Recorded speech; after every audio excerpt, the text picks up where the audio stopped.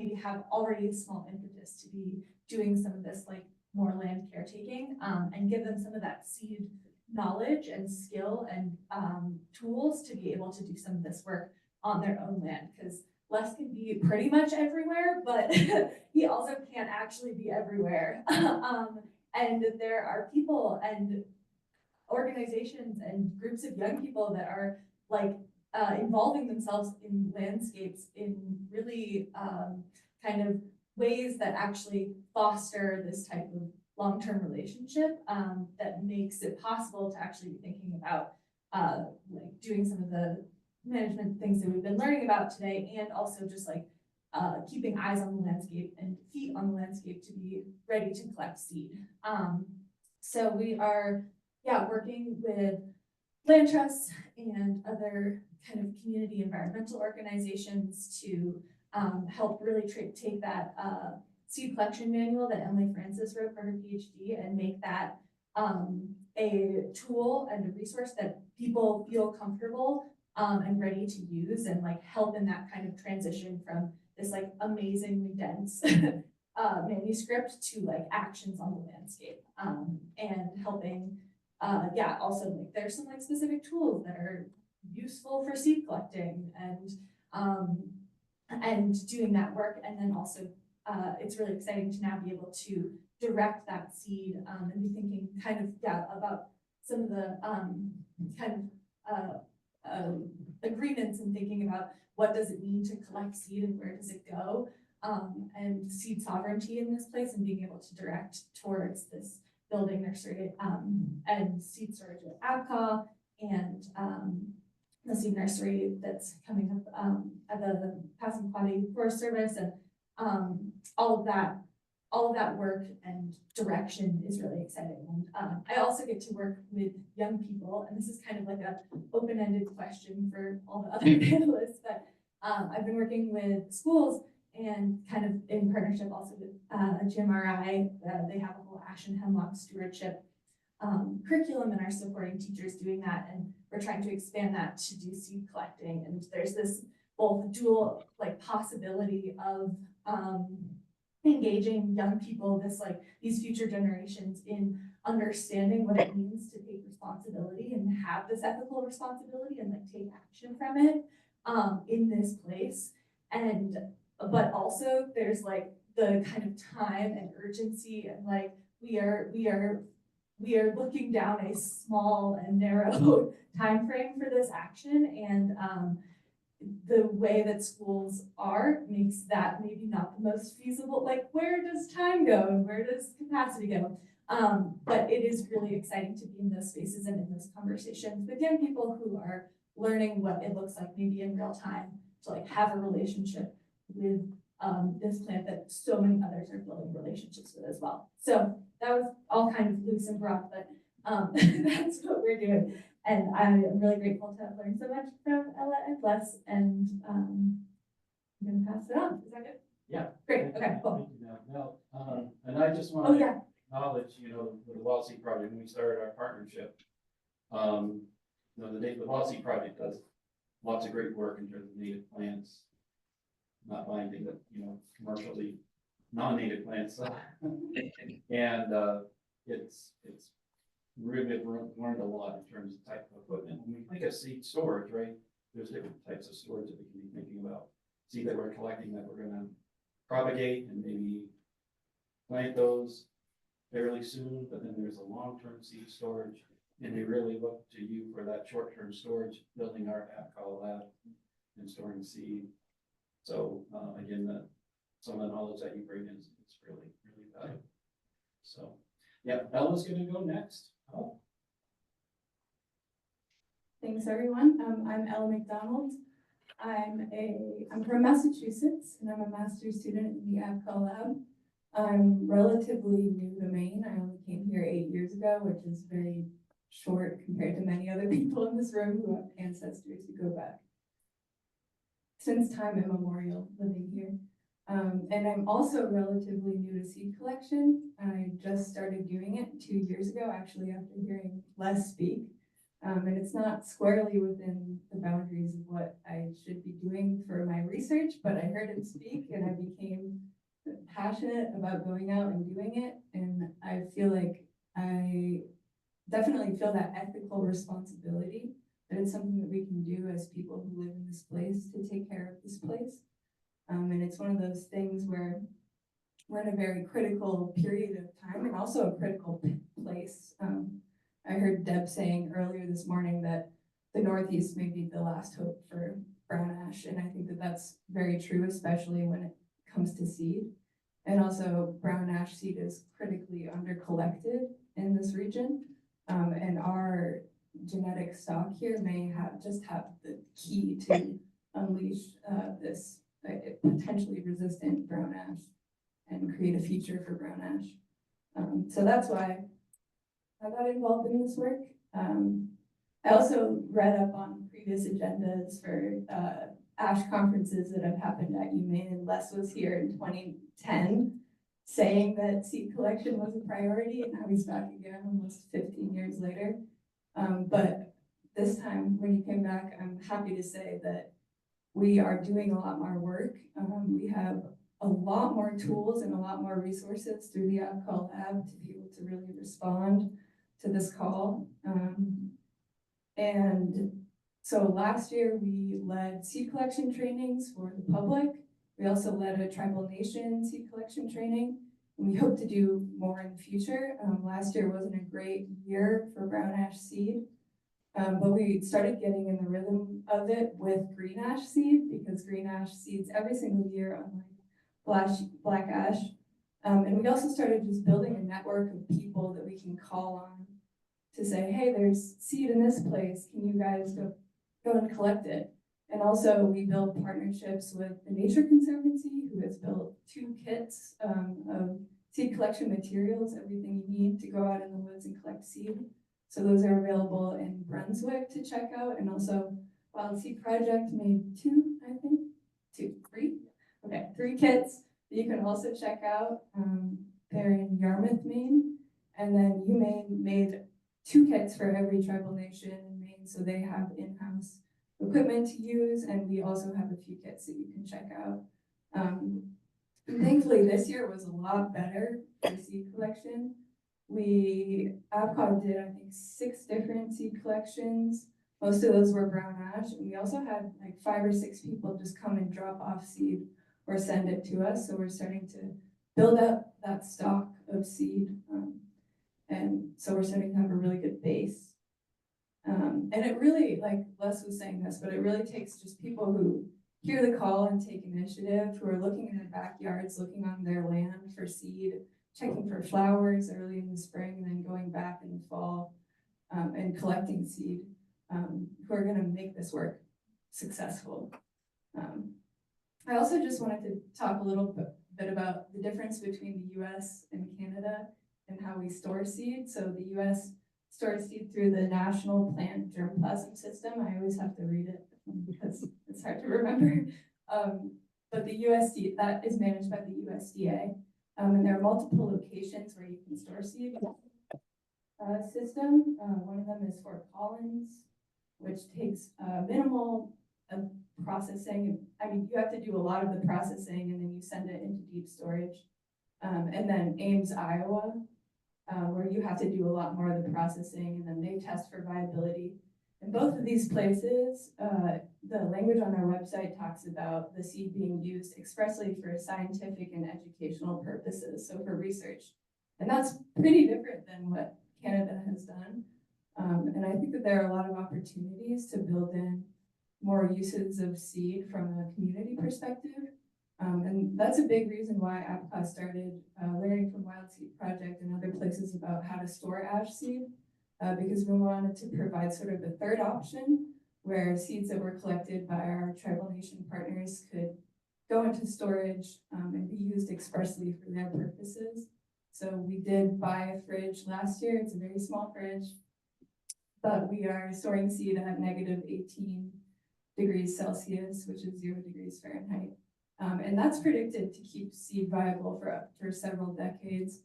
But it is still a very small amount of storage. So every step of the way, we're trying to empower tribal nations to also do their own seed collection, as well as maybe set up places where they can store seed for their own purposes.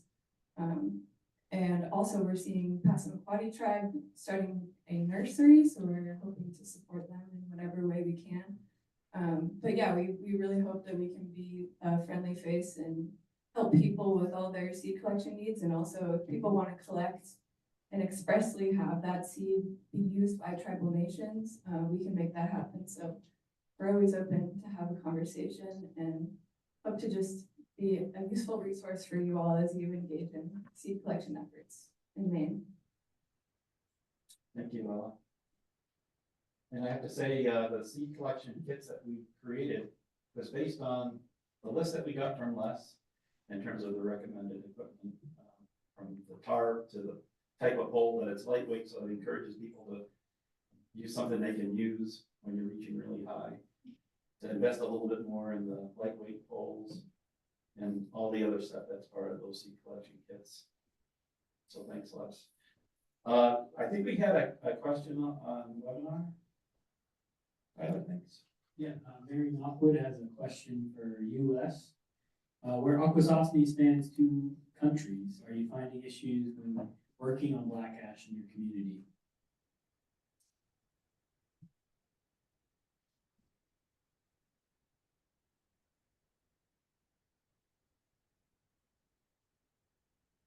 We haven't attempted to store any seed internationally. All of our seed has been stored at the National Center in Fort Collins, Colorado. However, some of the classes that we taught, I think it was in 2007, 2009, that time period, we were able to go up to the other First Nations in Canada. We didn't have any restrictions with that. But as far as preservation, all of our seeds have been stored in Fort Collins, Colorado. Just for those who aren't familiar with our territory is bisected by the international border. About half of our population is in Canada and is administered by the Mohawk Council of Akwesasne.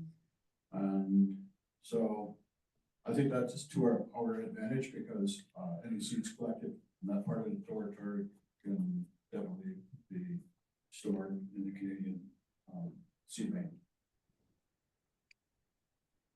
Questions from the audience? Mary also wanted to add that the MOUs that Darren spoke to earlier also include protections for intellectual property rights and indigenous knowledge given in that exchange of knowledge between the seed collection or seed storage facilities in Canada and the First Nations that they partner with. Yeah, thanks. Question in the back.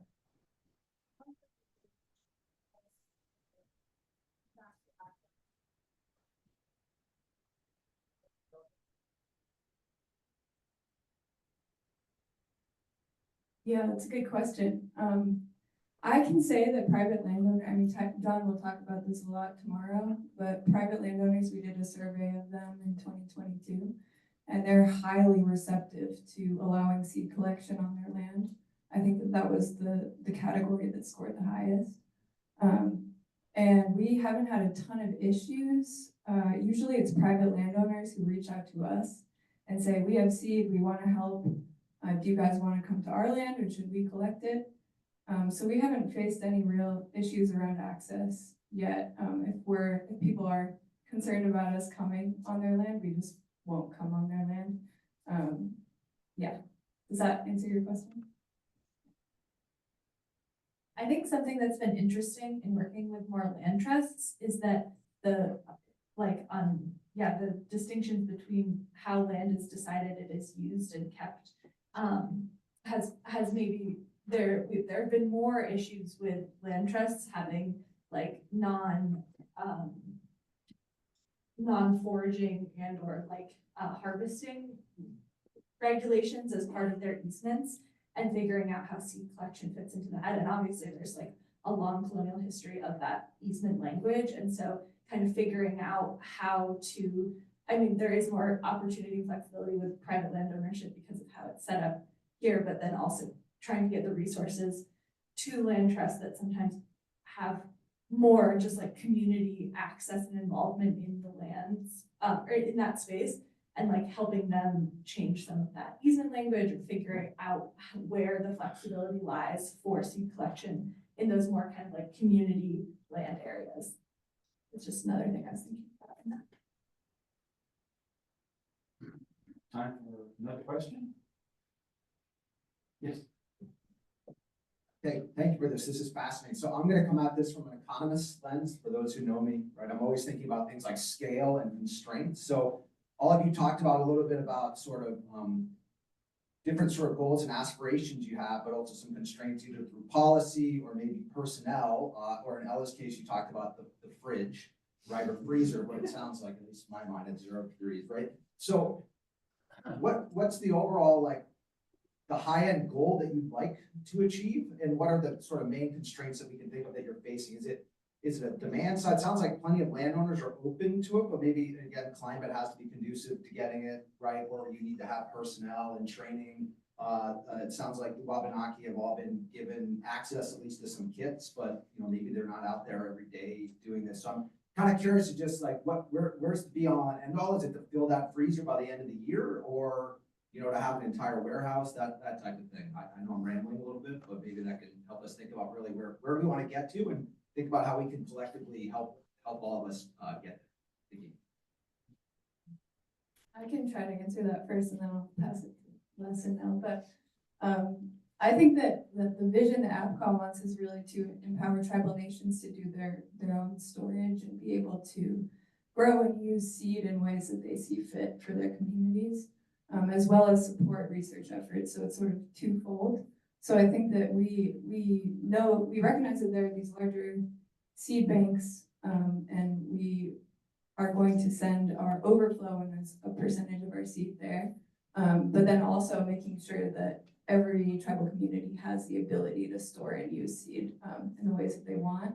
But also in terms of like limits to what's preventing us from achieving our goals, I think a lot of it is just that time passes, people forget, people need reminders, and they need training. And often people really want to go out and have this experience together with others, and they want to learn how to do it with other people. And I think that there's a capacity limitation. Like our lab is pretty small. We only have Tyler, me, and Ashlyn now. And we can't be all over the state seed collecting with people. So we really, really need just people to hear this call and start doing it in their backyards and really build in the time. And I think that APCOT can continue to serve as sort of the hub, the people like reminding them to do it, and also providing tools. Our partners are also providing tools to do that. So those are the big limitations, but nothing that we can't overcome, I think. That's a very good question, and I think your ultimate endpoint is going to guide what you do for seed collection. We participated in a couple different seed collections. One was to preserve seed for our community. I think we probably preserved maybe about 10,000 seeds, which isn't a lot, but it's enough. And it had enough genetic diversity. We participated in the national seed collection, and we collected in a grid system across northern part of New York State, Vermont, part of New Hampshire. And we followed their grid system, which said we only needed to collect a certain amount. We're not going to collect everything. It's just not possible. None of it's storage. In other cases where we were looking for producing trees, this is back in the early 90s, we just collected all the seed we possibly could and sent them down to the tree nursery for propagation. So if you're thinking about getting into propagation, you probably want to collect a lot of seed and have that ready to go. You might think, well, maybe propagation is counterintuitive, but I've heard other people just say, yeah, let's produce them and propagate them and put them in a controlled environment where you can apply some pesticides to keep them going, maybe for a seed orchard. So it depends on exactly what your end goal is.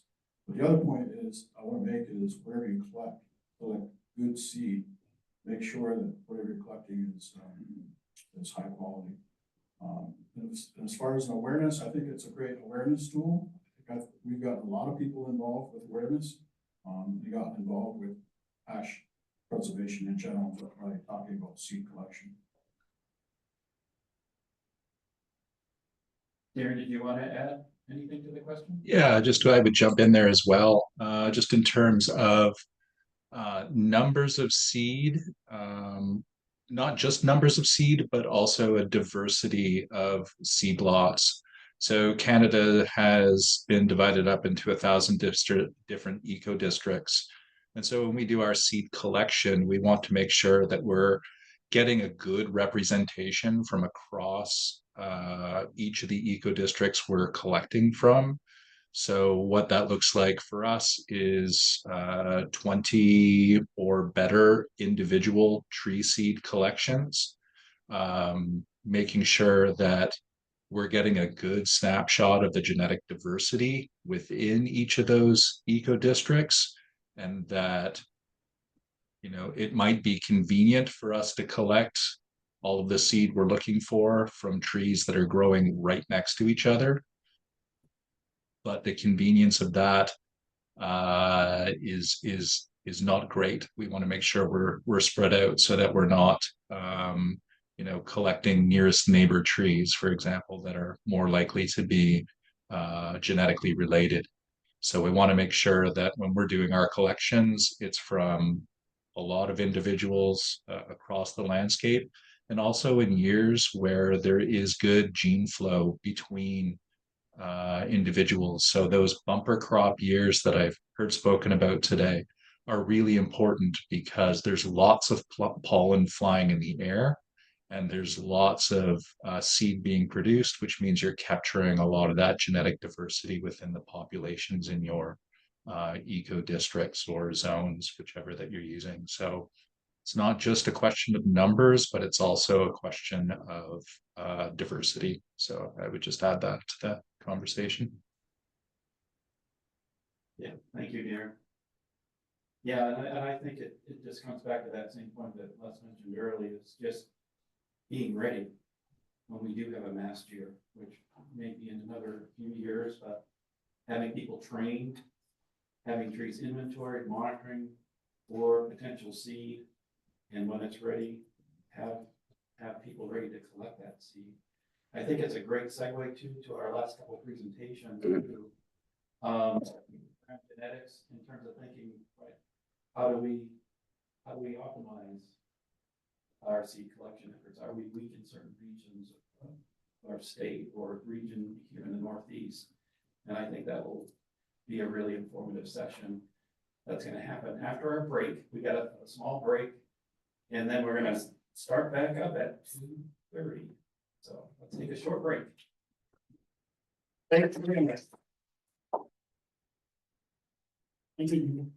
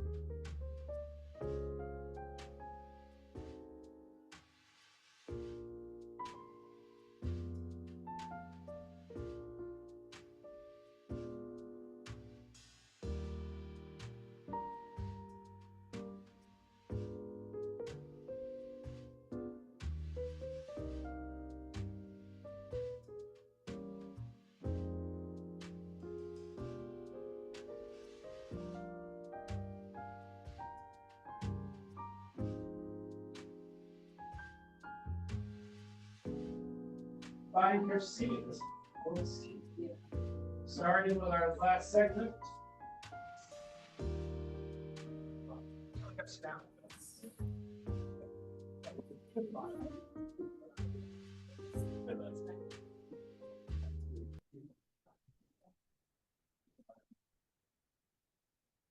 Okay, everyone's coming back in and sitting down. I just wanted to just share a few words. I've asked Allison Kenobi, the Maine Forest Service, Forest Health and Monitoring, to be the moderator for these last sessions. And I just want to acknowledge the Maine Forest Service for the partnership that we've had over many years with meetings, policy, establishing the emergency order. You know, that was one of the first states in the Northeast to try to protect our trees. And I think there's a reason why when you look at those maps and it's where it's circled by EAB, it's not to say that it's eventually going to come, but I really feel that it's partly the efforts that we have taken to try to slow that rate of spread of EAB, and Maine remains, I think, the only state that has state quarantine. But again, what it's doing, it's buying us time for the great research that we're seeing that's being conducted, that we might be able to utilize while we still have our healthy ash trees, which is so important. So I really appreciate that. So Allison. Thanks, John, and thanks everybody for being here today. I really do appreciate seeing this great crowd in the room and also the folks online.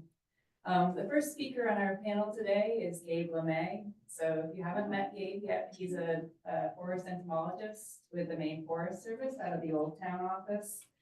In addition to the technical assistance and outreach that all of our forest entomology and our forest pathologists staff do, Dave also does quite a bit of our GIS, and he also manages multiple monitoring programs. And one project that he started just recently is Maine Forest Service Ash Seed Tree Treatment and Demonstration Program to help preserve pockets of seed-bearing ash trees, and he's going to present on some of that work today. So thank you, Gabe.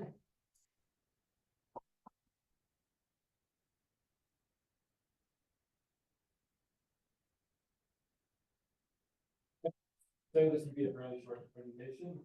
This is the first year that we've actually started this program. I just wanted to give you a quick update and maybe talk about injection now. So these were our key challenges going in. As has been stated before, there are treatments that you can do to an ash tree that protect it from emerald ash borer, but a lot of the time these resources may be limited in terms of monetary costs, man hours, personnel issues. But there is injectable systemic insecticides, which have been shown to be effective at preventing mortality in individual trees. So it's not really cost effective on a landscape scale if you want to treat every single tree. That would just be cost prohibitive. So instead, we were thinking, what kind of approach could we take in Maine? So we decided to focus on specific sites for the preservation of small pockets of ash across the state, as has been said by other states as well.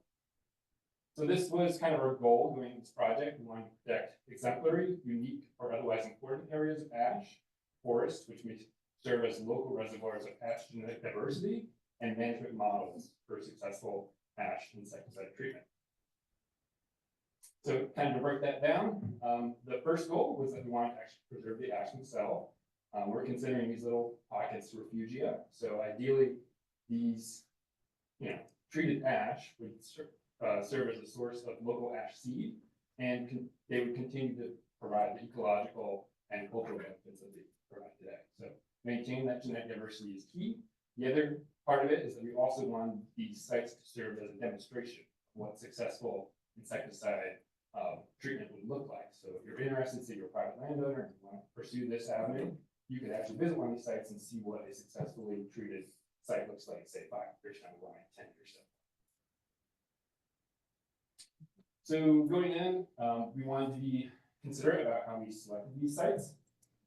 We decided to add new sites every year, so we're going to kind of stagger these so they're on that 3-year treatment cycle.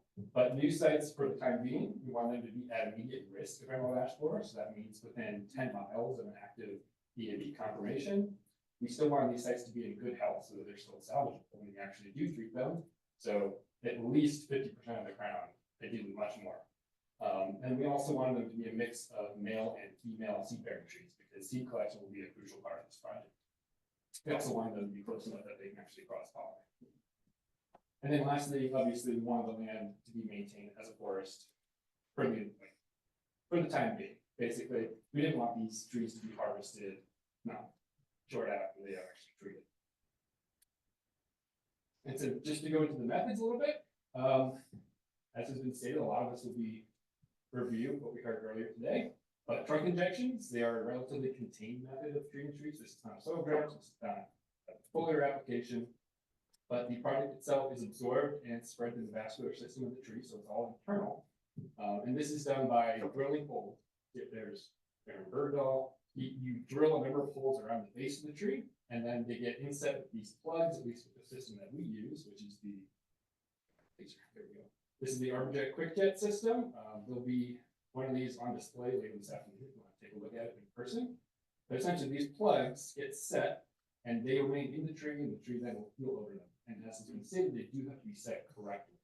Getting the depth right, the angle right, and the position of the tree are all very important. As well as using the right drill bit, you're in the right speed. It's kind of it's a science that you have to be instructed in, and it helps to do it correctly so that you don't actually injure the tree itself. And these systems have developed over the years. They now often use a lower pressure than they used to, and this means that there's less damage to the tree, or less potential damage to the tree that actually splitting away from the bark being injected into the tree. The product that we were using is amomectin benzoate. This goes by the brand name Triage or Mectinate. This is derived from a naturally occurring soil bacterium, and it is toxic to EAB larvae, as we've stated. This will protect the tree for up to 3 years, which is convenient because you don't have to revisit sites as often. And there's some research. I have not done any research into amomectin benzoate. This is all secondhand. But once the chemical goes into the leaves and the adults actually feed on those leaves, even if it does not cause mortality, it can reduce fertility, which may benefit the surrounding trees in the area, which are not actually being treated. So there might be secondary benefits to the surrounding forest if you just treat small populations. These are the costs that we've experienced throughout this project. Typically $2.25 per HDBH tree. So if you're thinking like 10-inch tree, that would be around $22. For some of these big hero trees, it can cost over $100 just in product alone. So it's not cheap. So you want to kind of target your efforts. In terms of timing, their injections are best conducted just after leaf out in the spring. Throughout the growing season is also acceptable. You just have better results if you do it in the spring. And danger to beneficial predators and parasitoids are also something to consider. However, we are fairly lucky that larval parasitoids and woodpeckers typically avoid dead larvae, so there's not really much of an issue there. And then there are also egg parasitoids, EAB, which people are familiar with. Obius is one of these. However, once an egg will actually not come in contact with the insecticide itself, so there really isn't any issue of interference in that front either. So this is our progress. This is only the first year that we've done this. So we have formed collaborations with so far 3 local landowners and organizations in Maine. These are all based in southern Maine. But we did do treatments at 3 of these locations. At 3 locations in southern Maine, one at Scarborough Land Trust, one with Maine Audubon, and one with the Nature Conservancy. For each of these partnerships, we developed a memorandum of understanding just so that both parties are fully aware of what is occurring and the time scale of everything and what will be involved. And we were fortunate enough to actually cover these costs with MFS secured funds, so there was no actual cost to the landowner for these injections which occurred. And this is just an example. This is at our Nature Conservancy site at Warren Conic Preserve over in Georgetown. Here are 12 trees per site. This is typically the numbers that we're working with. Each of these has been georeferenced and they are all tagged so that we know which trees are due for an injection 3 years down the line. We tried to cluster these all within 1 to 3 acres. Yeah, that's it. And so just some early feedback on the project that we've gotten so far. Our cooperators have shown interest both in the actual preservation of their trees and methods as well. So that's That's really good to hear. Some of these organizations have even said that they are thinking about putting up informational signs at the site so that visitors to the sites will, understand what is happening, what is being done to mitigate EAB at that location in general, whether it's a walking trail or a parking lot, something like that. We've had also some involvement from volunteers at the Land Trust. Volunteers have, gone out and scouted trees before I even got there to, do the actual injections. That gives us a sense of where they are on the land. If they're already up there doing these surveys and they know where their ash tree is a little bit earlier than they would anyway. So plans for the future, these established sites will continue to be monitored over the years. We're going to be revisiting these year after year. And we do a follow-up treatments plan every 3 years for up to 10 years. So the lifespan that we're working with right now. We will do seed collections. We're going to be following the guide made by APCOM. Probably working with them a little bit on that as well. And we are looking to add many more sites. So as you saw in tonight's presentation, New Hampshire has about 100 now. We're hoping to get up there eventually.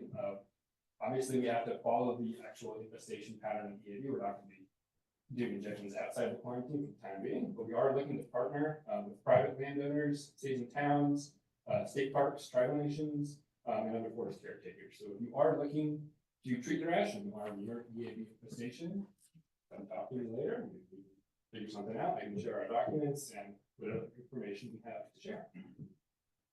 Thank you.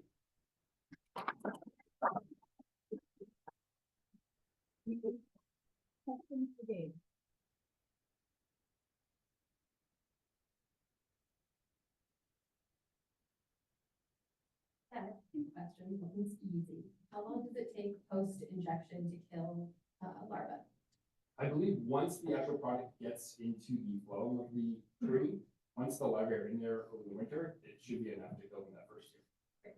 And the other one is, if you're interested in being a site that you can do this on, what are some of the rules for a prime site? Yeah, we have a checklist that you have to satisfy all these criteria. Essentially, being near EAB infestation, less than 10 miles. We want mature-ish seed-bearing trees that are male and female, so they can cross-pollinate. All within 1 to 3 acres, and it has to be kept as forest for 10 years at least. There are a few other considerations, but I can get you the list.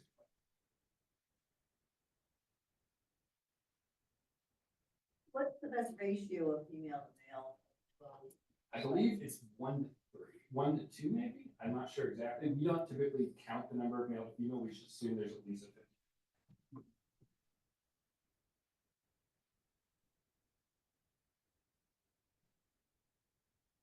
Yes. You had a tag on the tree, was that made of metal or mesh? That was metal with an aluminum. Okay, good. I used mesh and the raccoons or bears or something. Good to know.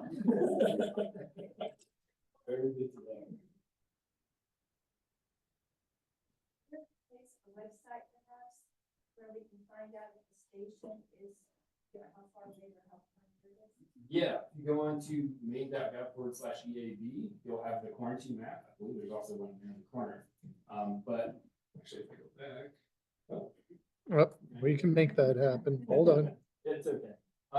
If you look at those like kind of red and yellow bullseyes, if you're within the yellow bullseye, that's within 10 miles, and that's typically the zone. There we go. Thank you. Thank you, Gabe.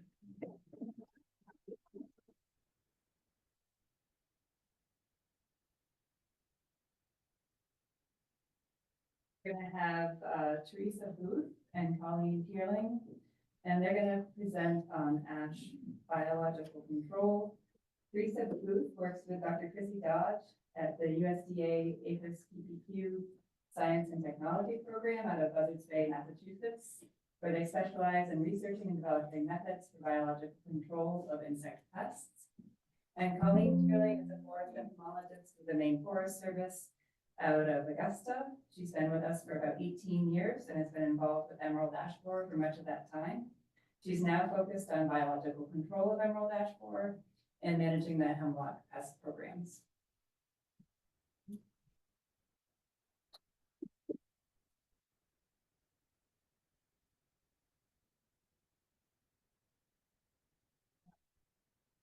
So I just want to say that I'm really honored when John and Nate talked to me about being invited as a speaker. I felt really honored to be up here and to be invited.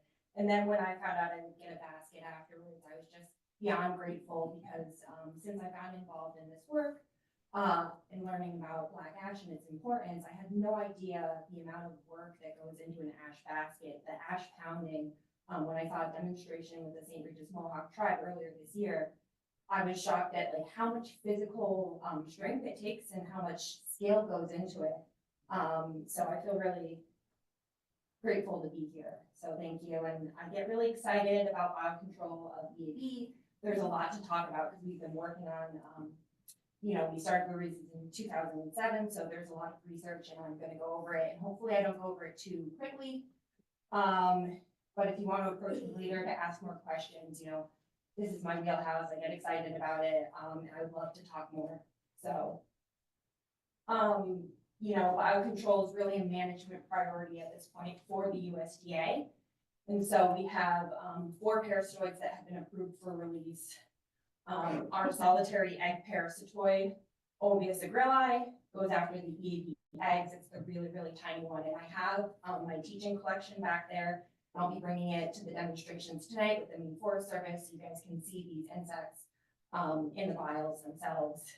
And then Tetrascus planopenense, Spathius agrilli, and Spathius galeni are our larval parasitoids, so they go after the EAB larva.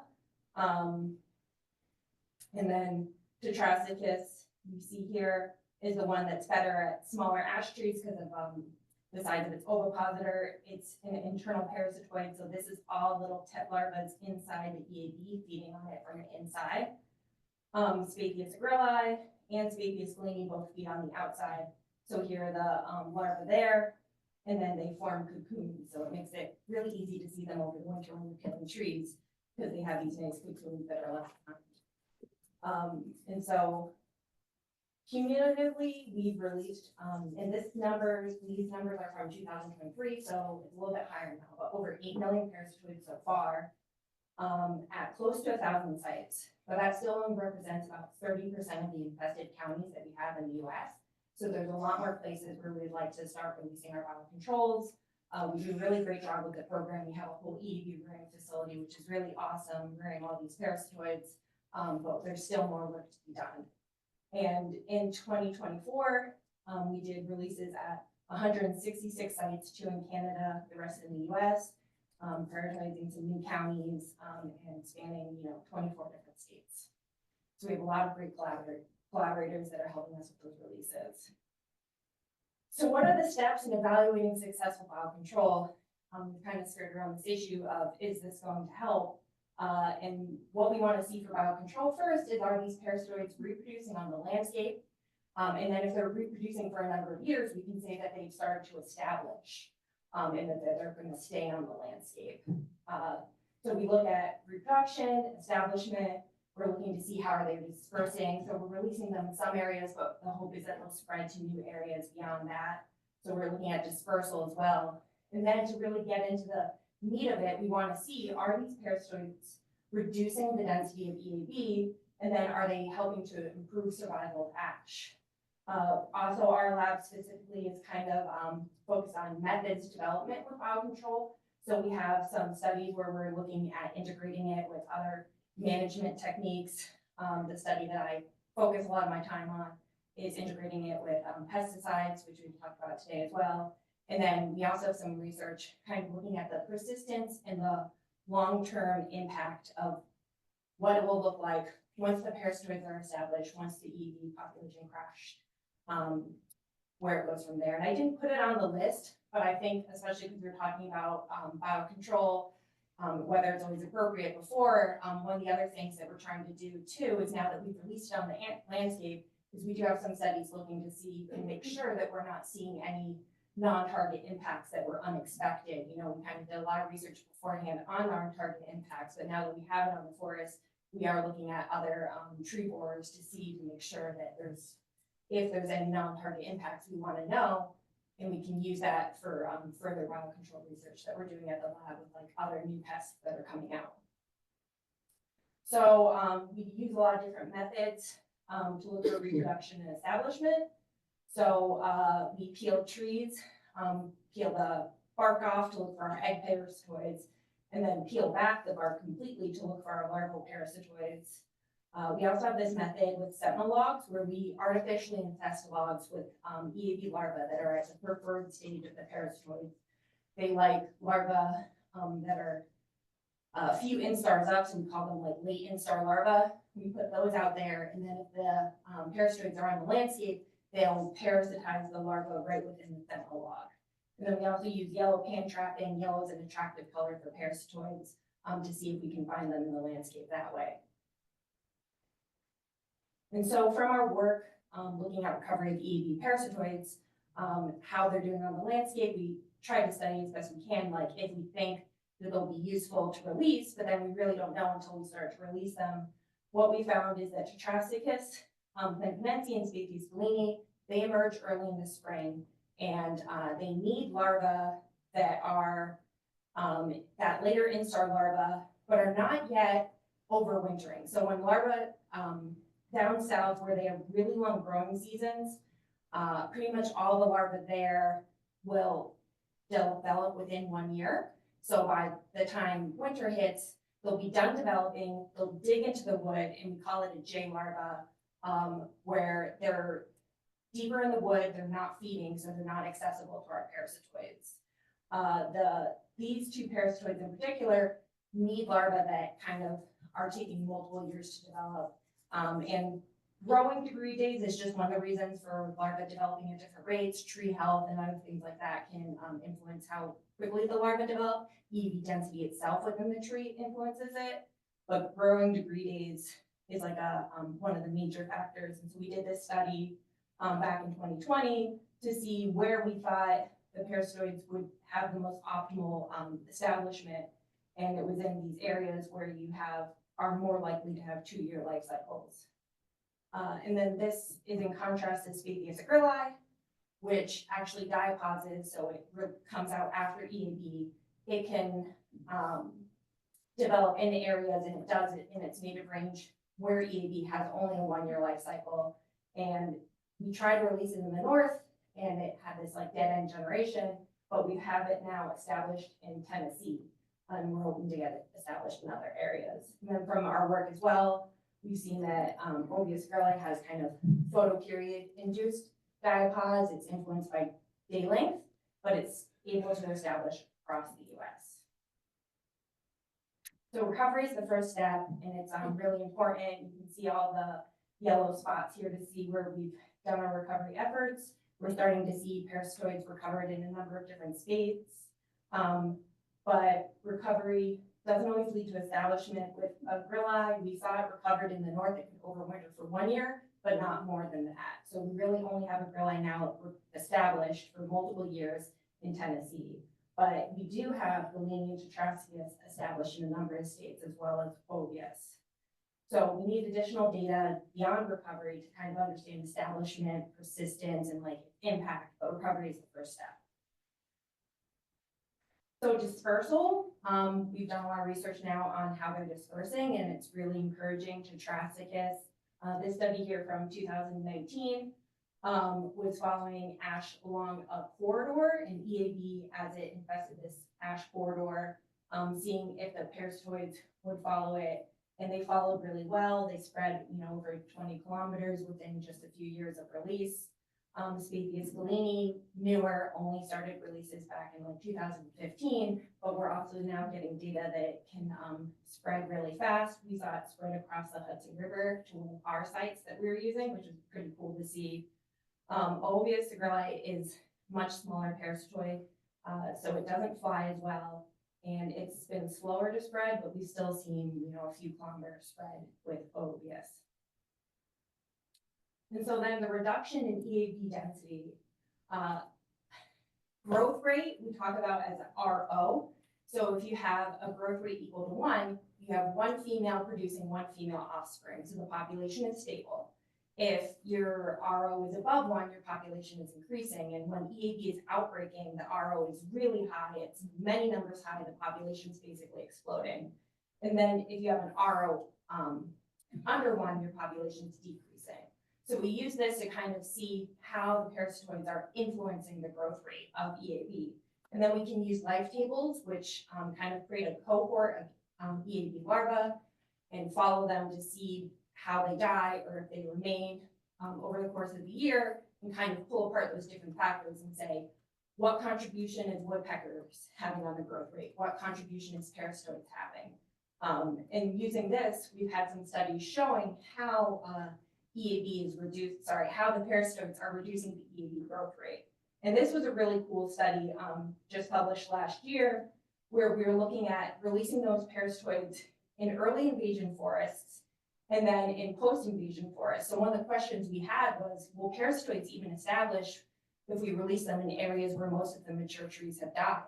And from this study, we saw that they will continue to establish, and we saw that they'll impact the growth rate at a similar amount. And so that was really encouraging. And we have other studies that I've linked to down here that are showing that these parasitoids are reducing the growth rate of EAB in both mature trees and in saplings. So despite our parasitoid releases, we're still seeing, a lot of these mature trees dying. We're releasing just a few thousand parasitoids against millions of EAB. So the future in a lot of these places is going to be on what does the ash sapling, what do they do once they start to recover? And what are the parasitoid impacts on those saplings? So this study here in that we published back in 2022 looked specifically at saplings, and this was actually, now we were talking about ash species here in like a white ash forest. The majority of the saplings we found were still uninfested, so we actually artificially infested a huge number of them to see what would happen, and we saw really high parasitism rates and woodpecker predation rates in that study, showing that these parasitoids, when they get established, are really suppressing the population of EAB growth in saplings in particular. And similar results were seen out in Michigan as well. This study here was looking at ash forests a decade after EAB had hit the landscape in New York, where we had been doing those parasitoid releases back in 2014. And what we saw was we're still seeing seedlings, which is really encouraging, and smaller trees. And in eastern New York, we saw even a significant increase in our slightly taller saplings, or saplings that are now like over 1 meter tall. So that was encouraging to see. And then we have this study that I don't get to talk enough about. It's really cool, where we're looking at how are those parasitoids persisting across the landscape. And so we said the northern areas are going to be the best for getting some of those parasitoids established. But even in these really small ranges where we only see a small percentage of the EAB in a 2-year life cycle, we still were getting tetracyclines to establish. And what we want to know is it just establishing because the population is outbreaking? Once the population crashes, is it going to remain on the landscape? And what sort of impact is it going to have long term? And so we have a number of study sites here where we're looking at what the long-term impact is going to be of these parasitoids. And these sites, this here shows Galeni was released most recently, so we don't have as much data on how well it's establishing, but it's still present at a lot of these sites. But then we have sites even down in the south where we have Tetracyclus and Novaeus established. It's been there for a number of years after releases, and so we're going to do some life table studies at all of these sites. In one of these sites that has really great numbers, LP is in Duluth, Minnesota, so it's very cold there, but it's encouraging to see those parasitoids establishing well, even up north. So another study we did was looking at integrating biocontrols and insecticide treatments. There were questions about whether you do too many insecticide treatments, will it kind of impact how your parasitoids are establishing? And the short answer is no. We were able to treat trees and establish parasitoids in the same areas, but we wanted to do this study to look more into it. So we had study sites in Syracuse, New York, Naperville, Illinois, and Boulder, Colorado. We set up our release plots where we were releasing parasitoids, our control plots where we were not. We didn't quite grasp how great these parasitoids were at moving. They were all in our control plots within a few years. So by the end of the study, we only had release plots, but we had trees that were treated long-term with insecticides. short term where we kind of pulled the insecticide treatments right after we got our parasitoids established, and then some untreated trees. And it was a mixture of insecticides that were used here. Some states used imidacloprid and emamectin benzoate. Some states just used emamectin benzoate. But what we found was that, you know, our untreated trees rapidly declined, but our treated trees remained healthy, and our parasitoids were able to establish. We didn't get all the parasitoids established in all of the states, but some of the states like Syracuse got all 3 of them established. Where we did see Tetrascus and Galeni established, they increased and dispersed really well. And then in our trees where we started to remove the treatment, once EAB densities crashed, we did see minor canopy decline, but despite this, most of those trees continue to remain uninfested. The ones that were reinfested had very high apparent parasitism and lower EAB densities. And so what we feel is, you know, if you have parasitoids established in these urban areas, it's going to help forest managers be able to kind of lengthen the amount of time between treatments, and hopefully they won't have to treat as many trees because more of them will remain healthy if they have high parasitism levels. And then this study has been a lot of my focus on black and green ash forest, IPM. So we wanted to look particularly in these areas where these tree species are important for riparian ecosystems, and then black ash we talked about being important socioeconomically as well. And we wanted to know if we could treat trees until the EAB densities crashed, until our biocontrol populations established, and then stop treating those trees to see, can the parasitoids, you know, protect larger trees, which is still a question that we don't have an answer to yet. And the goal of this study was to help, you know, kind of conserve some of those larger reproductive ash trees. And it's still ongoing. Our sites are staggered. So we have some sites in the Brazier Bombay Forest where EAB is still just coming in. So we haven't started to see a lot of decline in our trees yet, as opposed to this is our other black ash site at Jacques Cartier, which is a little bit farther south, has had EAB for longer. We're really starting to see some decline. And then we're starting to see some more decline now in some of our green ash sites as well. And our trap numbers show that overall the EAB population is increasing. We are treating trees here, so the EAB trap numbers are a little bit fluctuating in the years where we've treated trees. So we haven't yet seen our parasitoids during peeling, which is a little bit discouraging. But we have gotten really good data on how many of those larvae, the late instar larvae, we say are available for the parasitoids. So they're there, but they're at a lower percentage. So I think it's taking a while for the parasitoids to build up in this area, which is more north. The larvae develop slower. This is very northern New York, right near the Canadian border. So we're not seeing them from our peeled trees yet, but we started putting out those sentinel logs that I talked about, and we're seeing them in our sentinel logs. So we think that they are still on the landscape. At certain sites, we've actually restarted parasitoid releases to kind of help booster the numbers. But even at some of our New York sites where we've stopped our parasitoid releases, we're seeing our parasitoids in those sentinel logs. So we think they're on their landscape. We're just waiting for their numbers to build up. And so this is our sentinel log data showing that the parasitoids were present throughout the summer at least some of our sites so far, including one of our sites. It's a program site with the St. Regis Mohawk tribe, but it's in that Bombay Brazier Forest. So I'm running out of time here, so I'll just wrap it up real quick. But biocontrol release efforts, we would like to continue to release in more counties. It's really a goal of APHIS. And then our lab specifically looking for methods development. We want to know more about, in particular, how Ovacicrella and Spathiozacrella are establishing on the landscape and what their efficacy is. And we want to continue with our really interesting long-term field data collections studies, and hopefully expand our forest IPM study to include brown ash in Maine. And this is just thanking everyone who's been involved with that green black ash IPM study, not even all the other studies that I talked about. It's a huge number of collaborators that we work with.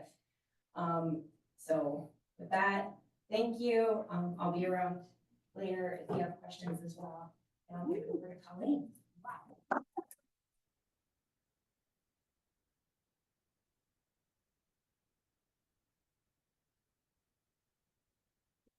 Talk very briefly about biological control for EAD, specifically in Maine.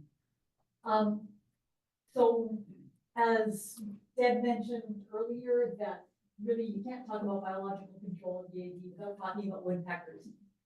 They are really important, and they can cause, over 90% mortality of EAD within an individual tree, while leaving the tree next door completely untouched.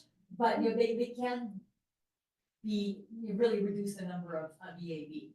However, because they're a generalist predator, they're not going to be able to actually control the population. They're great at the early stages of an infestation, but as the population of EAD rises, they're not going to be able to keep up with them. But they are also really good for helping us monitor and find emerald ash borer, and that flecking or blending of ash trees is the way we often find emerald ash borer. So these are the three that we released. We released Spathia gallinae, not so that's the one we released in the north. You can see that it has a fairly long ovipositor. So this is a species that's fairly good at parasitizing EAD in older trees that have slightly thicker bark. And you can see, even though this is the biggest of the parasitoids that we have, it is still really small. That's my fingernail down there at the bottom. And it's, maybe the size of a mosquito. And again, as Deb mentioned, these parasitoids are fairly specific to emerald ash borer. This is the one that is the most generalist, and it can attack other species that are in the same genus, so very, very closely related to emerald ash borer, things like bronzebush borer, and others, including Nigrillis, but it doesn't really seem to, and the risks are probably much smaller than the risks of not releasing them. This is Tetracycus panavense. That is a slightly smaller one. And again, you can see above my finger there on the, I don't know if I have, yeah, right there. So it's pretty small. But it is also a larval parasitoid. This is the one that's an endoparasite, so it's able to actually hear the EAD crawling underneath the bark, and can lay its eggs so specifically that it can actually pierce the EAD larva and lay its eggs inside it, which is pretty impressive. And then this is Ubius agrilli, the egg parasitoid, and you can see this tiny little dot up there. That's what it is. So it's really, really tiny. So we have been releasing these since essentially 2020. I think we did some Tetracycus in 2019, but we didn't get fully started until 2020. And so this is where we've been releasing them. These can only be released in areas where we have emerald ash borer. So we've been releasing them up north, and then down south as the EAD expands, we've also been expanding where we release them. So up north, we have 4 sites where we've been releasing them. The blue is sites that are we've already finished releasing, and we're now looking at recovery, trying to find if we've been established or not. And then the red ones are where we just started releasing this year. The green ones we released this year for the 2nd year. And so we are far behind most other states in terms of releasing, but also recovering them. So we've just started doing recovery efforts the last 3-4 years. And basically the sites that are in blue are the only ones where we are at the point where we can start doing recovery efforts. And we have, of those 10 sites that are in blue, we have recovered biological control at 5 of them. So 1 of them is up north, and then 4 down south, we have recovered biological control. We have used all of the methods that, Teresa mentioned, but we also, use what we call mirroring barrels, where we basically stuff a whole bunch of branches of trees from our biocontrol sites into big barrels with, a little recovery cup, and as the insects emerge, they fly out and into a little cup of antifreeze, and that's how we've recovered most of ours. So we're really early on in our story about biological control of EAB. Is it going to be a silver bullet? Probably not, but it's going to be definitely a part of it. And that's pretty much all I have.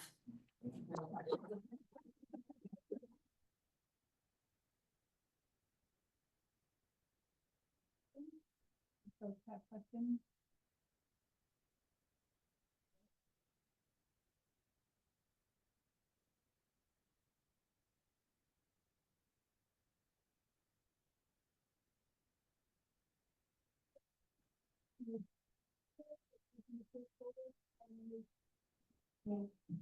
Thank you.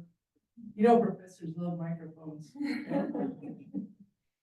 My question is, A, are you tracking native parasitoids rearing out as Phasgonophora and that sort of thing? And if you look at the Dewan et al. 2017 paper, as the parasitism rates of the introduced parasitoids went up, the parasitism by native parasitoids went down. And they, in their discussion, they say they didn't think it was competition, but they can't really be sure. And I'm wondering, have you seen any evidence of that in all with the big data that you have? I don't know that we've seen any evidence of competition, but we do track for the native parasitoids as well. So for all the larvae that we pull out, we don't rear them out. I actually like take them back to the lab and rip them apart and pull their guts out to look if we've seen Phasgonophora that way. In Naperville, Illinois, we saw really high levels of Phasgonophora, and then in New York so far, the only parasitoid we've recovered for healing has been Attenocolus. We haven't seen any Phasgonophora there. So I don't know. I haven't like considered that question if there's competition there, but we do look for those native parasitoids.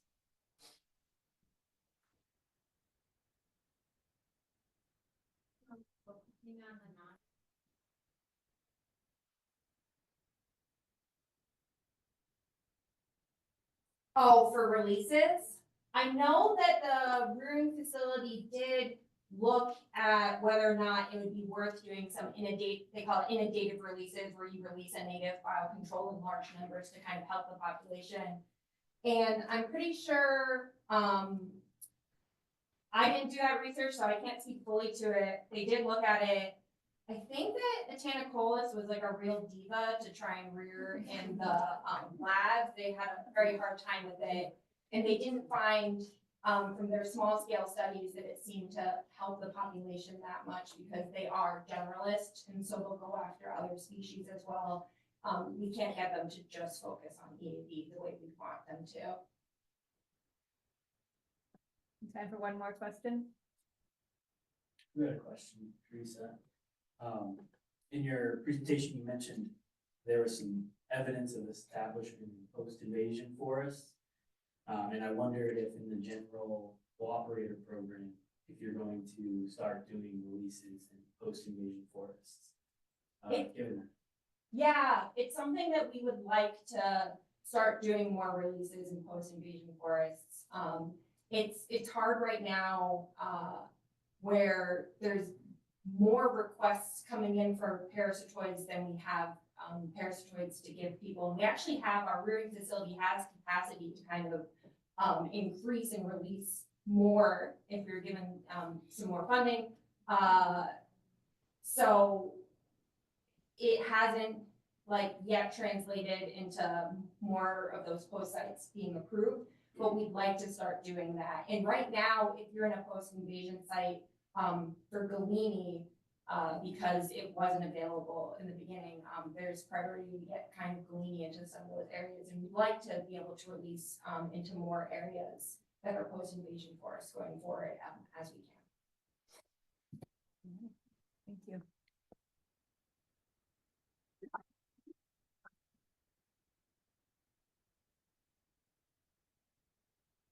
Our last two speakers will focus on ash genetic research.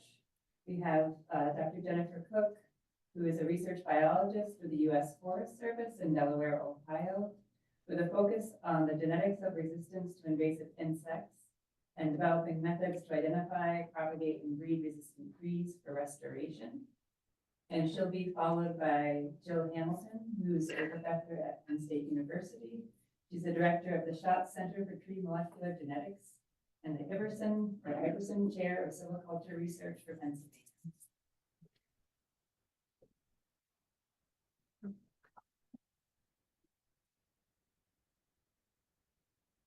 Thanks, everyone. I am so excited to be here. We have some data about brown ash, very little, but still very exciting. So I'm very excited to share it with you. I'm so excited that I've heard about seed collections. I have ideas of what you can do with your seed, and the word genetic diversity coming up so often. It's so great. This has been something we've been trying to get off the ground for quite a while. We don't have a lot of black ash in Ohio, where I'm from, but we did some targeted searching in Michigan, and we didn't turn up a lot. But I'm ruining the story. I hope you saw my collaborators. I don't do this work by myself. I know that's hard to believe, but I have some fantastic collaborators with the Forest Service and also Holden Forest and Gardens. I wanted to start by talking about resistance, because I think at the beginning, when EAB first came around, and as a geneticist, I started talking about resistance. People were thinking about hybridizing. We even got into hybridizing. I don't think people understood what a geneticist's perspective on resistance actually is. It's not immunity. It does not mean that a tree cannot get infested by that insect. It's more like a natural native pest, and how there's that balance. The pest can infest the tree survives. They both live happily ever after. There can be exceptions to that rule with other stressors, but I found this definition and I really liked it. Resistance is the ability of a tree to limit or partially limit growth of the insect relative to susceptible trees. So that means that a resistant tree may simply live longer than susceptible trees. And the best part is that even several levels of partial resistance, so even trees that only live a little bit longer than others, can be improved through breeding if it's a genetic trait. Spoiler alert, it is. Okay, I couldn't hold back on that. It's rare because they did not co-evolve and there's no selective advantage. So that's why it's difficult to find them. For people who aren't familiar with breeding programs, this is a general process of it. You go out, find, select, collect material. If you want to know more, I'll talk a little bit about the criteria, but I encourage you to look at the lingering ash poster and the MAMA, monitoring and managing ash poster that is here. So, you know, with ash, you may not find enough trees in one single stand that survive or meet the criteria. But you go out, you find your candidate resistant tree. Just to backtrack, we use the word lingering because we didn't want to say it was resistant until we had data that confirms that it's resistant.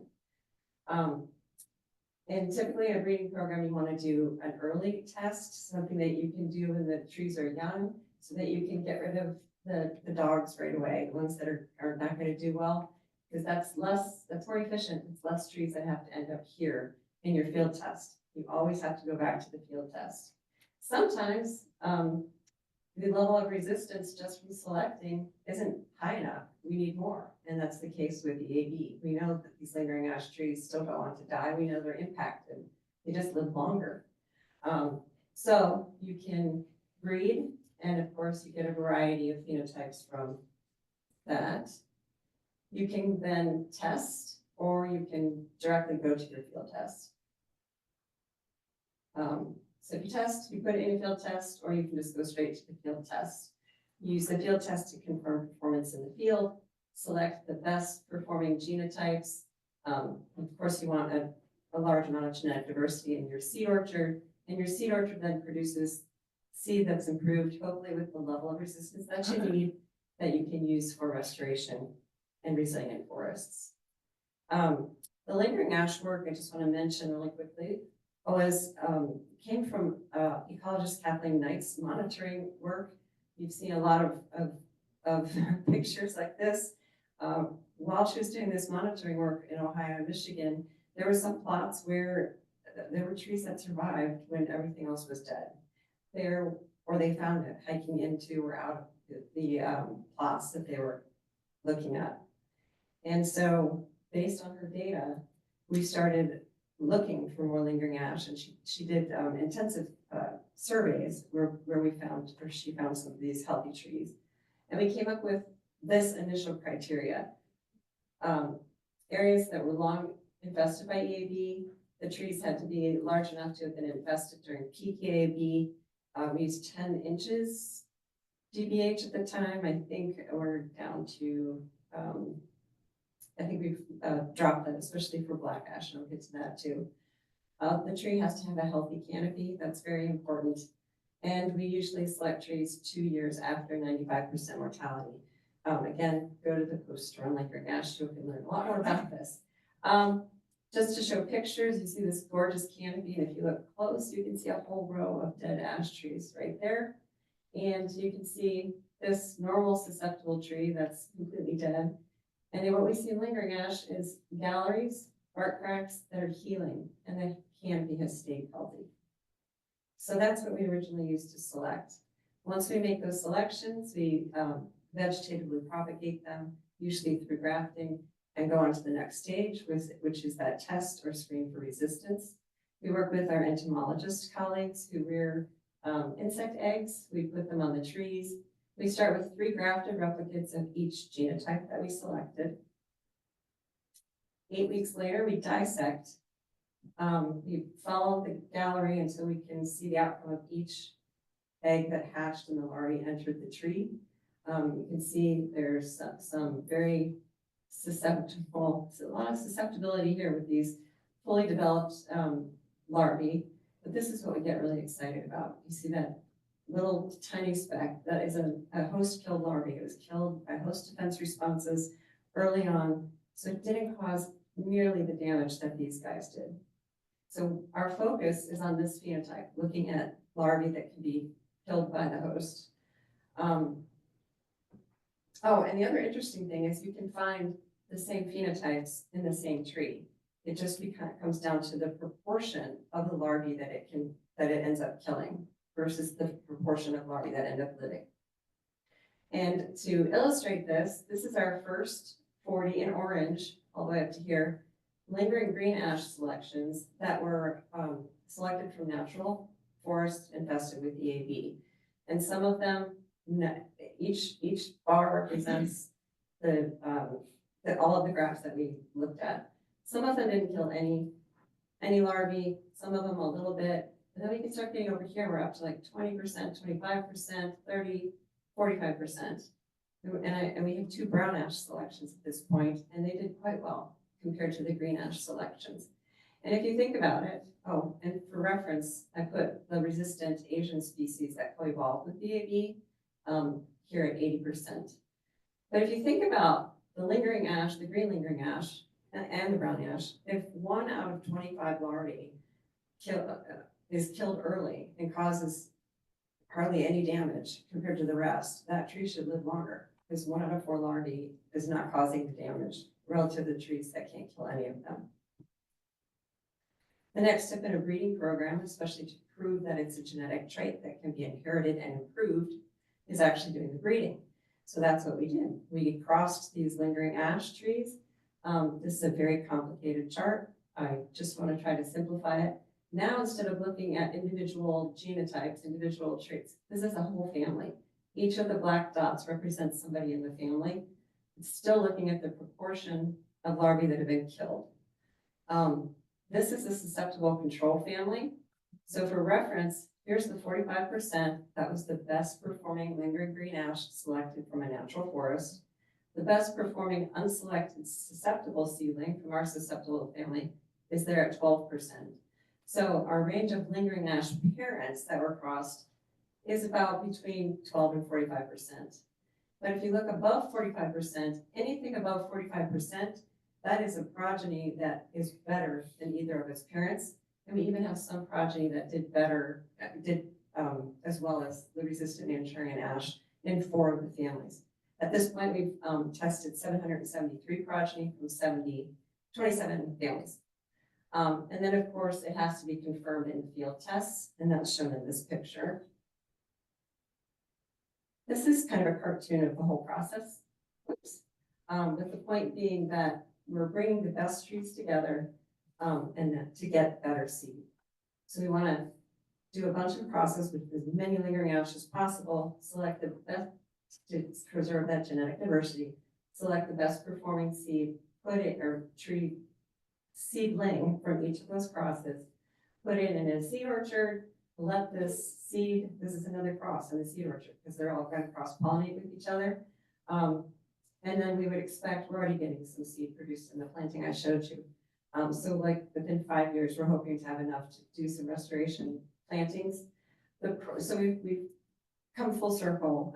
We've shown that it's genetic resistance, we can improve through breeding. Now, the big problem is that here's the area the parents were collected compared to the whole range of ash. So we can't restore everything from this area. We have to repeat this whole process throughout the range.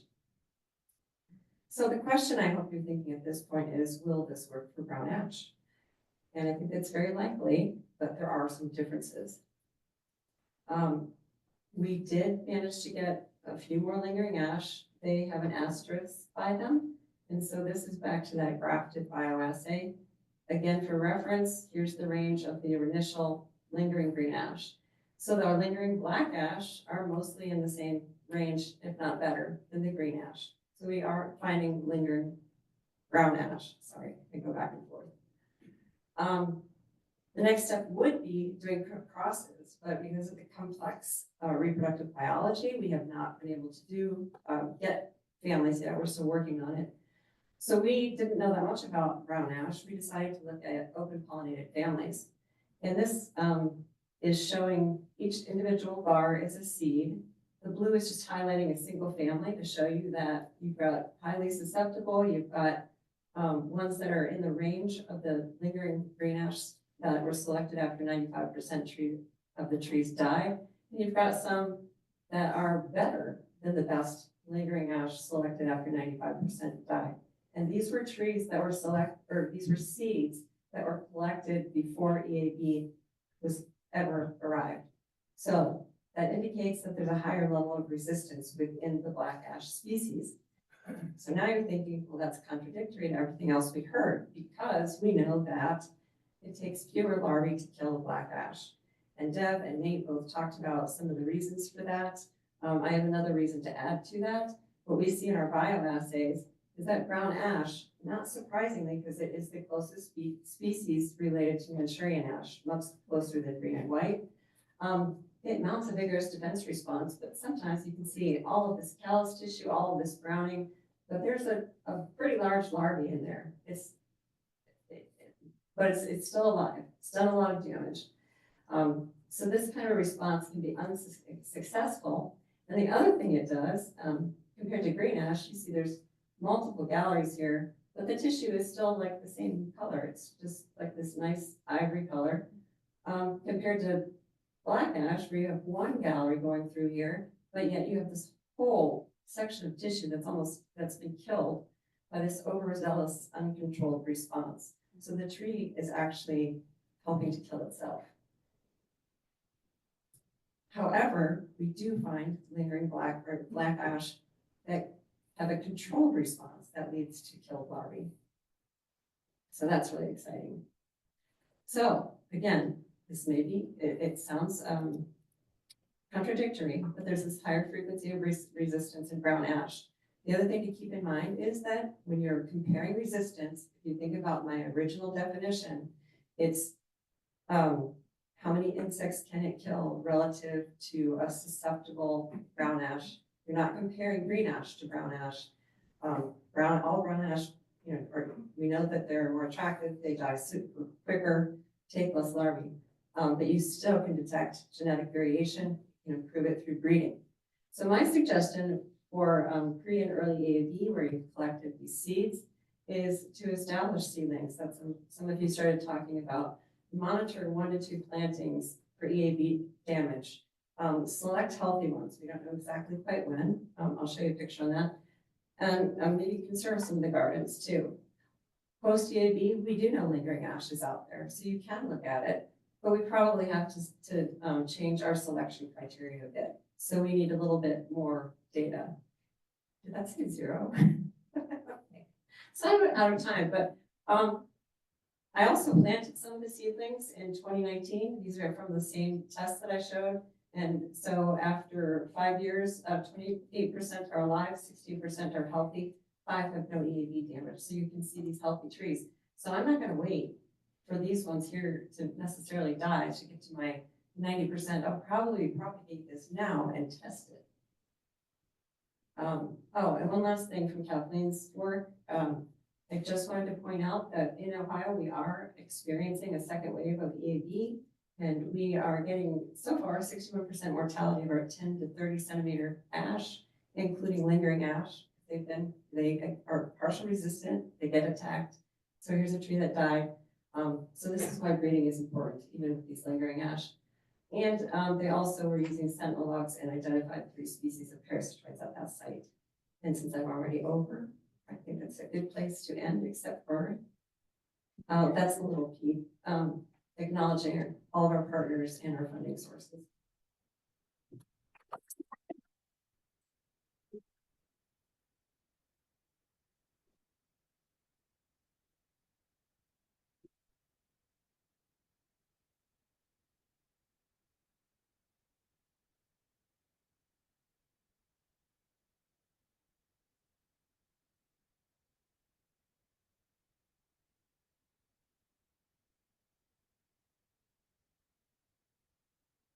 Last half of the day, we're all still here. We love brown ash, black ash trees. I'm really excited to present some of the work we've been doing at Penn State. I'm a conservation geneticist, so we think a lot about kind of the evolutionary processes that contribute to the maintenance of genetic diversity in forest trees, and we do this in lots of different species. But I'm actually originally from Manitoba, and I remember growing up with kind of my backyard full of ash trees, and hearing when EAV came to Manitoba, it broke my heart. So I can very much understand how Maine feels about the spread of EAV across the state. And I can tell you about the tragedies that we've seen in Pennsylvania. But maybe I can also instill a little bit of hope.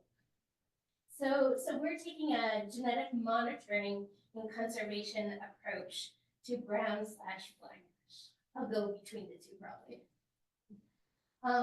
But as I said, one of our goals in the research that we do is really to kind of think about effective and efficient approaches to preservation of seeds and consider the evolutionary processes, kind of gene flow, genetic drift, natural selection, how these evolutionary processes contribute to variation across the landscape, and to use that understanding to inform conservation collections. So we'll talk about collections, genomic monitoring, and seed management for restoration for when we get to do restoration. So when we first started working in ash, I had a little prior experience with ex situ collections. And thinking about these collections, one of the things that we really wanted to think about as a goal in conservation biology is really to preserve 95% of the species' genetic variation ex situ. So our goal is to preserve a lot of that genetic variation ex situ, but not only to just preserve it in the bank forever. I'm going to show you what we can use those seeds for research purposes along the way. So the seeds that I'll be talking about today are some of those donations that have come in that have been made available for research purposes. And in addition to collecting a lot of seed and preserving that genetic diversity, I want to talk a little bit about the genomic monitoring, where maybe some of you were involved in collections this summer with Tyler and others associated with APCA, but we know you're going out there and you're collecting a lot of seed. What we'd like to advocate is to also collect a leaf of that tree that you're collecting from, because that leaf, if we extract the DNA, that represents the genetic variation of that maternal tree in the field that was selected for in that native environment. We don't know a lot about how selective processes will influence the progeny of that maternal tree, the seeds, but we know we can learn a lot from the maternal tree itself. So my goal for you, take home message, collect leaves and seeds of those individuals that you're collecting out on the landscape today.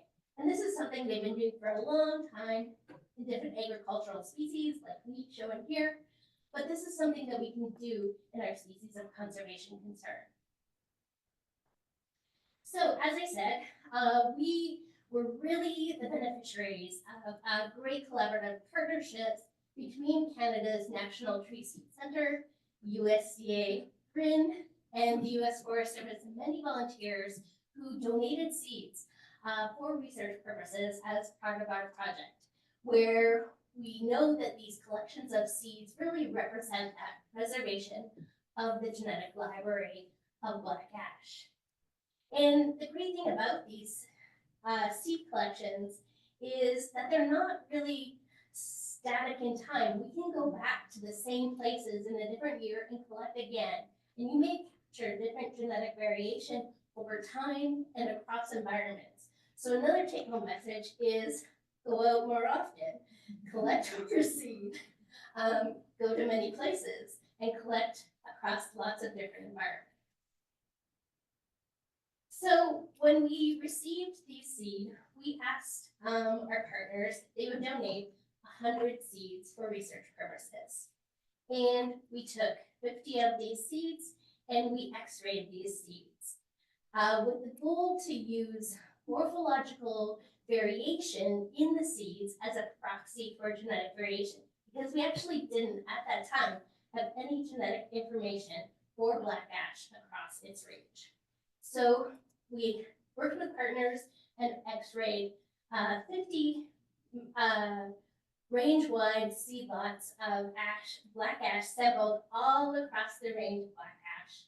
And we got images like this. And I had a wonderful postdoc, Melissa Lear and Lucy Anderson, an undergraduate, who were measuring seed length, seed width, samara length, width, to kind of understand how variation was partitioned across the landscape for all of our black ash seed sources. Now, they were troopers with this, but it was time consuming to measure all the various traits that you might observe in this beautiful X-ray slide. Then we met Dalsadma Devassaran, who was a PhD student at Penn State, and she taught us a little bit about machine learning. So we learned that we could take these beautiful X-ray images and actually segment the images into samaras and seeds to evaluate morphological variation in our seed sources. So again, we're taking all the collections that are available through the National Tree Seed Center, USDA GRIN, Forest Service, and many other collaborators that sent us seed. And we're now high throughput evaluating morphological variation as a proxy for an estimate of genetic variation across the range. And we think this is kind of reasonable because morphological traits in seeds are often heritable across generations. So we think this is a reasonable estimate to tell us what genetic variation may be on the landscape today. And this is what one of those very fun images looks like. So now we have more undergrads playing with these kinds of images. But we get actually a lot of data from these beautiful samara and seed images, and we're quantifying 50 seeds per seed lot. And we can tell a lot how the variation is partitioned across the landscape. And it turns out that quite a bit of the variation can be partitioned between population, reflecting those differences across a population's range. So in the black here, you can see that about 20% of the variation in our morphological seed traits is partitioned across populations. That tells us that there's differences in the demographic history, maybe in selection, that has influenced the variation that we see in those seed traits. So it tells us that getting that variation across different populations is going to be really important. We also see a lot of that variation is captured within populations. We can interpret this to suggest that capturing, if we go to a population and we're doing a seed collection, we actually want to get as many mums in that population as possible, because there's actually a lot of variation within the population itself. So if we're prioritizing, we want to get all of the seed we can in the bank. However, it does tell us that there's lots of variation within those populations, and we also want to be sure we're sampling across environments reflecting that population genetic variation. So once we had this information, we got to take advantage of the 50 seed lots that were used for x-rays, but we had 50 seeds that we could use to create a living collection.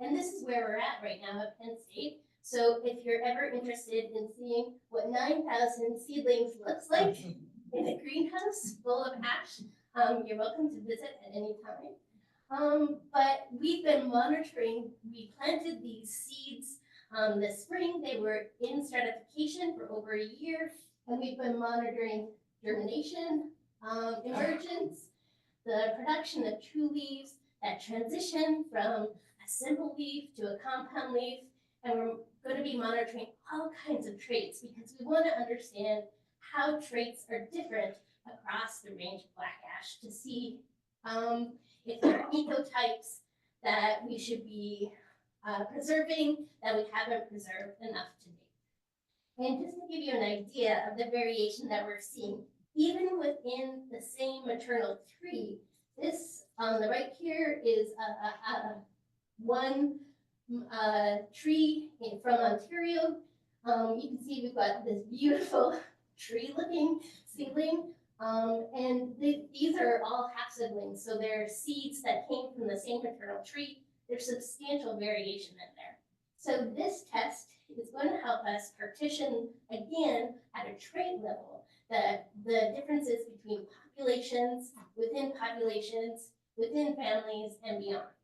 And we're really excited about this test because it is pretty large for a black ash test.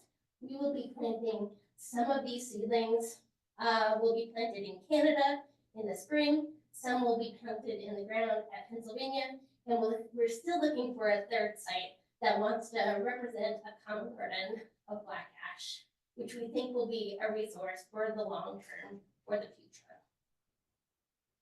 In addition to this here is my awesome PhD student, Carol Piccolo. She has been a trooper for every crazy idea we've had.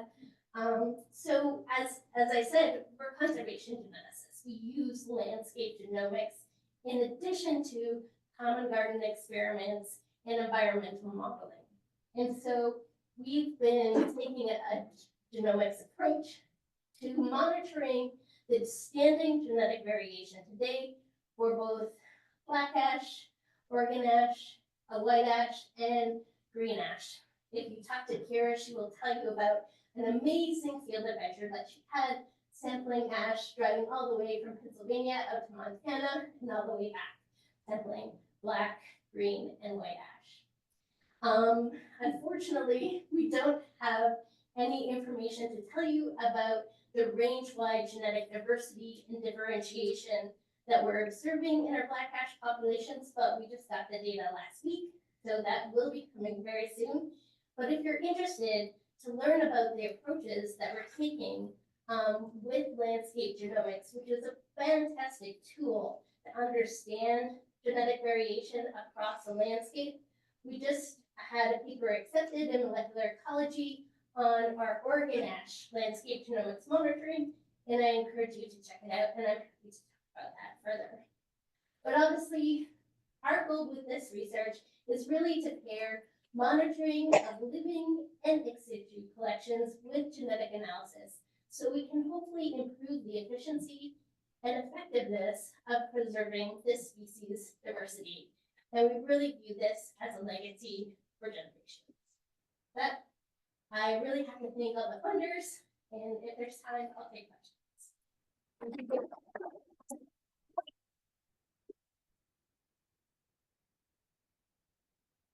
A couple questions. Gary. So are we anywhere near knowing the genome enough to use CRISPR or other advanced breeding techniques to make a tree? No, but we don't have to. It would make our lives easier if we could. Right. But by the time that is figured out, it could be too late. That's the great thing about breeding, as long as you have a phenotype. So we're working on methods to try to make the phenotyping quicker, hopefully, and more manageable, like doing it out in the field in the nursery, not having to have a greenhouse in the controlled conditions, or even trying to look at CT tomography, similar to that x-rays that Joe was showing, to see if we can get more people involved, make it easy as possible. But we have to get the data to prove the hypothesis first. And just one more question. Okay. I was wondering, do you know anything about the mechanism of resistance? Again, not to be rude, but no, but we don't care. This is what we do, but we don't. So we don't, and that we don't need to know to select the trees. If we did know something about it, and we have done, there's plenty of studies out there, none of them have panned out yet. And we just did this summer a genetic mapping family. So we're gonna do QTL analysis. We have a time course experiment where we're doing metabolomics and transcriptomics. So we're gonna try to get at the mechanism, because any information like that can make it a lot easier to pick those trees out of the woods, to pick the trees out of your seed lot. But we don't have that information. And without the breeding program and the work we've done so far, you couldn't get that type of information. But, and it could take so long that, again, that could be a 20-year project.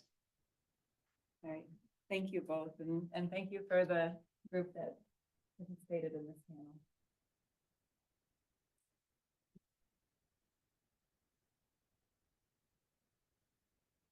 Thank you, Allison, for moderating the session. And to all our speakers after the lunch period, it's great information. As a reminder, the SEER bus is going to be coming through the avenue here at 4:30. If you want to go back to your hotel to pick up another jacket or whatever, you can just wait outside the Ursa sign, and there's a walkway there. You get punch up as a group, load on the bus there, or you can walk back to the Wells Conference Center and get on the bus here. If you're halfway getting to the Wells Conference, just flag down the bus, you'll probably stop. If the bus is full, then I encourage you to carpool if you met other folks, if you're staying at the same hotel like the Black Bear.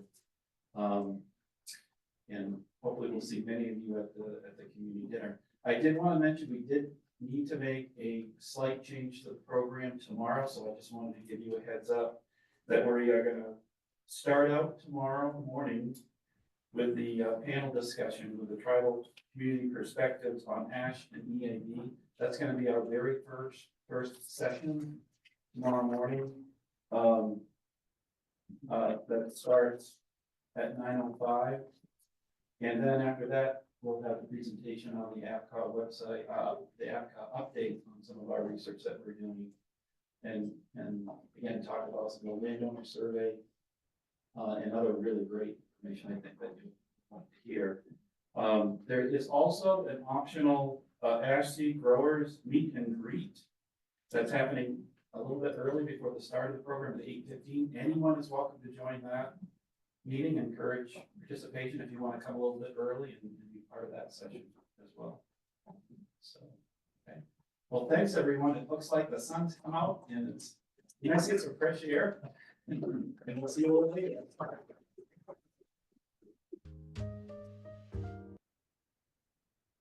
I got it.